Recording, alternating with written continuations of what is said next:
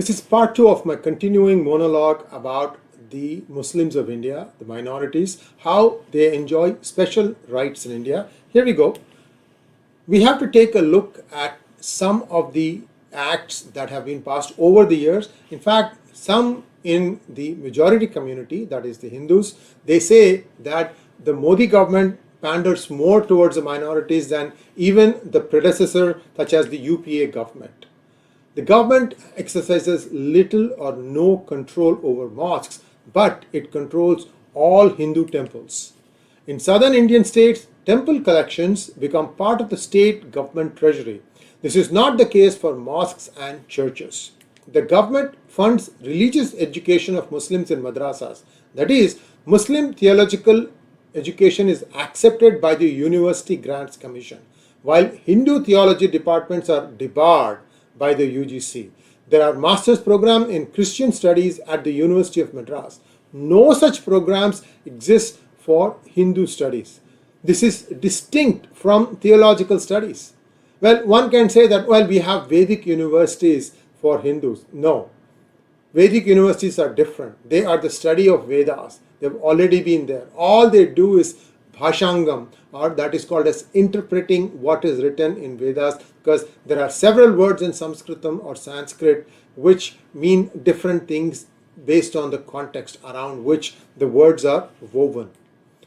Muslims in India can legally marry 4 times. Yes, 4 times. You can have 4 Michelles if you want, Mr. Obama. Well, Michelle might object, but that's a different matter. I'm saying you about the possibilities. And Hindus only once. Scheduled tribes who have converted to Islam or Christianity continue to be treated as scheduled tribes for the purposes of government benefits, and in cases of northeastern or northeast scheduled tribes, even post conversions, they do not pay income tax. That's right. In the northeast, if you are a scheduled tribe community, you don't pay taxes and you are standing up for the causes. Well, that might beg the question, why are we giving all these relaxations for some? Population increases symbolize the rights enjoyed. In 1951, the total population of India was 36.11 crores, of which the Indian religions were 31.49 crores and Muslims were 3.77 crores. And Christians were about 0.84 crores. Now, fast forward 50-60 years. Today, or I should say the last time census were taken, that was in 2011, it was 121 crores and Muslims were 17.22 crores. And if you convert these into billions and millions, today the population is 1.21. Maybe this is 10 years ago. Now I think it's 1.4 billion. And the number of Muslims is 200 million. 200 million are Muslims in India. Hindus have virtually vanished from Muslim majority Pakistan and are continuously persecuted in Bangladesh. Both these places, the number of Hindus is dwindling down rapidly. Either they are forcibly converted or they are being forced to evacuate and come to India. 1971, 1947, I don't know how many times I have to tell you how many times Hindus had to flee Bangladesh and come settle in India. Today, if you look at the number of Muslims today, some people say 20 crores, some people say 25 crores. The 25 crores is almost 75% of the current US population. Expressed in crores, it is 33.49 crores. 75%. There's almost a US formed in India comprising of Muslims. Do you know that India has a separate law for Muslim charities? There's a board called the Waqf Board, and it is subjected to a different law. It receives grants from the government, but Hindu religious affairs are controlled by the government. In fact, the money that comes into Hindu temples is appropriated by the government. Some might say even misappropriated.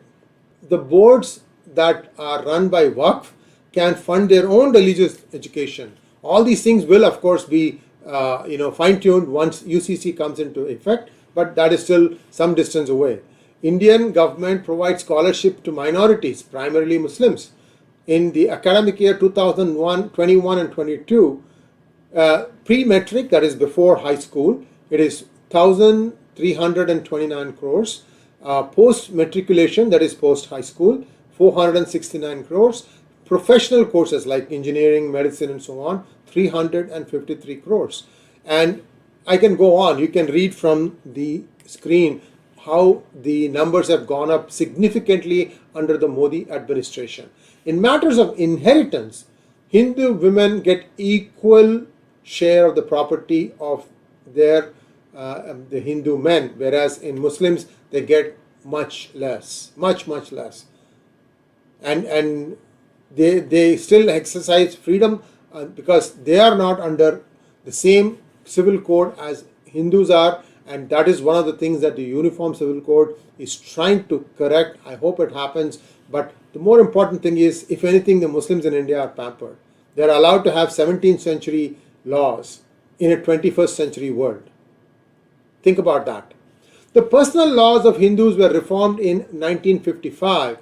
For Muslims, no, never, not yet. I hope that UCC kind of makes everything standardized, because the Christians don't mind being tried under the Uniform Civil Code that is applied to Hindus.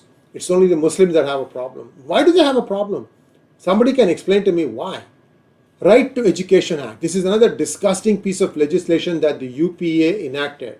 Basically what that means is, those institutions, educational institutions that are run by the minorities, that is Christians and Muslims, do not have to admit any of the majority community.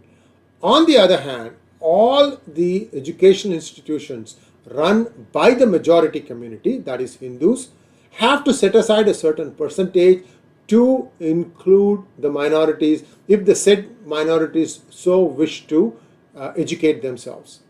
Now we are also hearing stories where sometimes some of the schools that are run by the Christian minorities are beginning to frown upon children who seem to be wearing like bindi or any traditional costume. They seem to want to not allow that, and that is very, very sad. Very sad. You cannot teach young children to hate somebody, and that's exactly what they are trying to do. And all this, where it's all starting? It is starting right here in the United States. Many church organizations are funding in Indian organizations to just do conversion.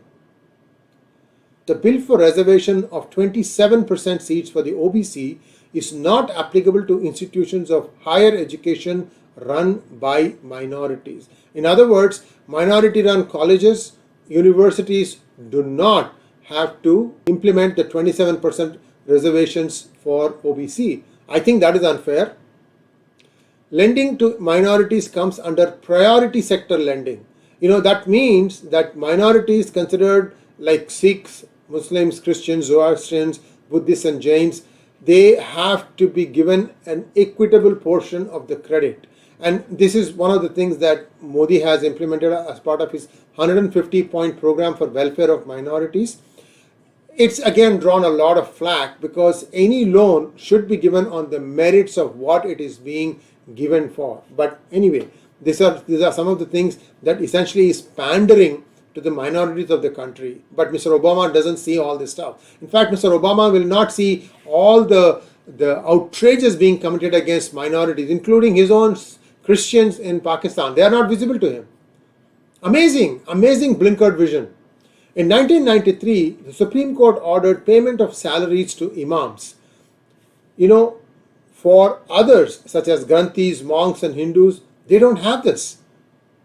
Many state governments also pay Imams and Christian priests salary or allowances. No such facility for Hindus.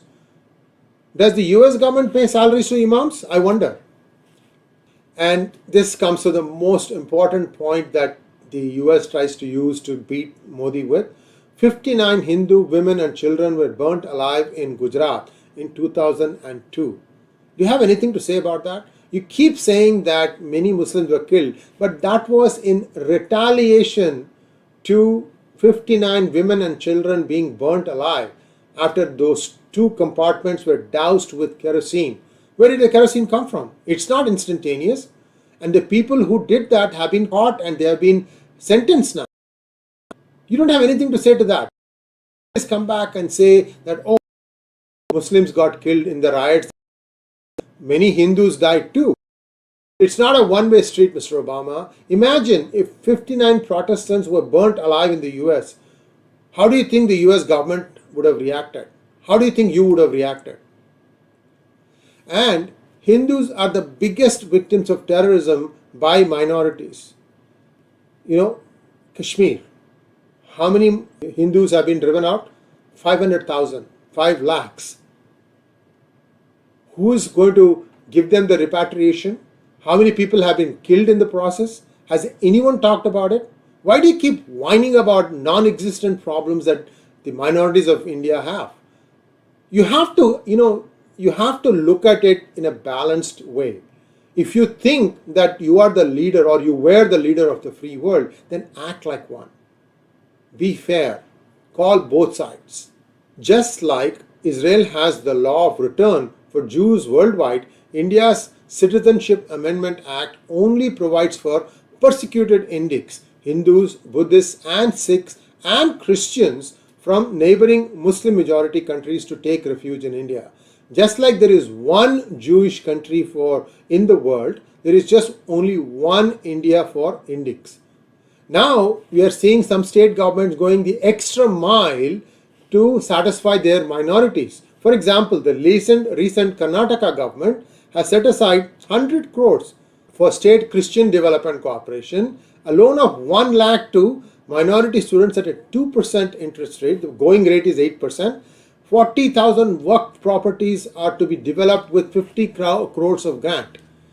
Well, you may want to compare the rights that India offers to Muslims with what the US offers to its minorities. Thanks for watching. Please like, share and subscribe to our channel and don't forget to click on the bell button for notifications. Namaskar.